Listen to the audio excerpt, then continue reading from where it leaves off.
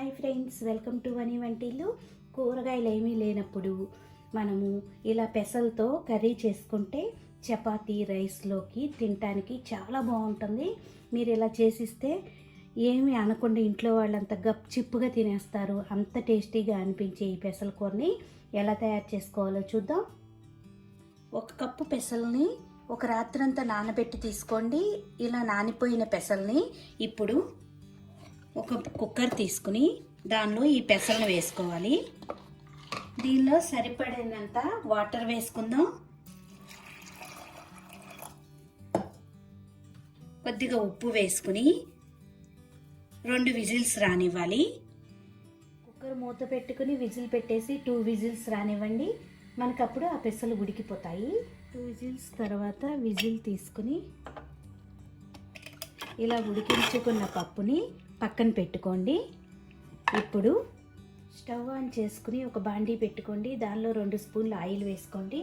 Oil వేడయ్యాక ఒక 1/2 tea spoon ఆవాలు, 1/2 టీ స్పూన్ జీలకర్ర వేసుకోండి.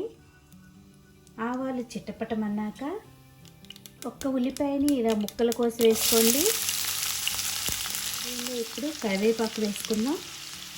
1 స్పూను అల్లం చిన్నిపాయ పేస్ట్ వేసుకోండి.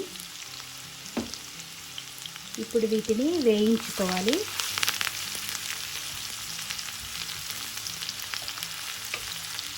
ఉల్లిపాయ 1 నిమిషం వేగాక 1 టమాటాని ఇలా ముక్కలు కోసి వేసుకోండి.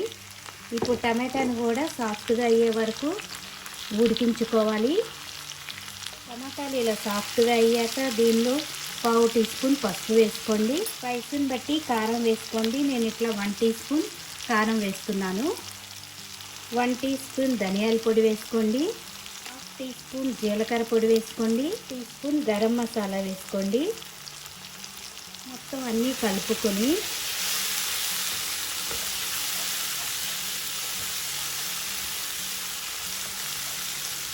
మసాలాలన్నీ కూడా 1 నిమిషం ఇలా వేగనివ్వండి. దీనిలో ఇప్పుడు ఉడికించుకున్న పప్పును వేసుకుందాం.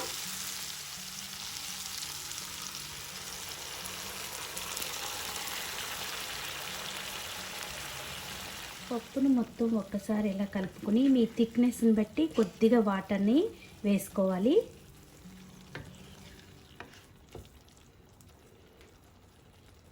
ఒక 1/2 గ్లాస్ వాటర్ వేసుకుని ఒక 5-6 నిమిషాలు ఉడకనివ్వండి. 5-6 నిమిషాలు ఉడికాక చూడండి, మనకి కూర చిక్కబడి ఉడికిపోయింది. ఇప్పుడు దీనిలో మనం పెసలు ఉడికించుకునేటప్పుడు ఉప్పు వేసుకున్నాం కదా, ఇప్పుడు కొంచెం టేస్ట్ చూసుకుని ఉప్పు పడితే కొద్దిగా ఉప్పుని వేసుకోండి. దీనిలోనే ఇప్పుడు సన్నగా తరిగిన కొత్తిమీరను వేసుకుందాం.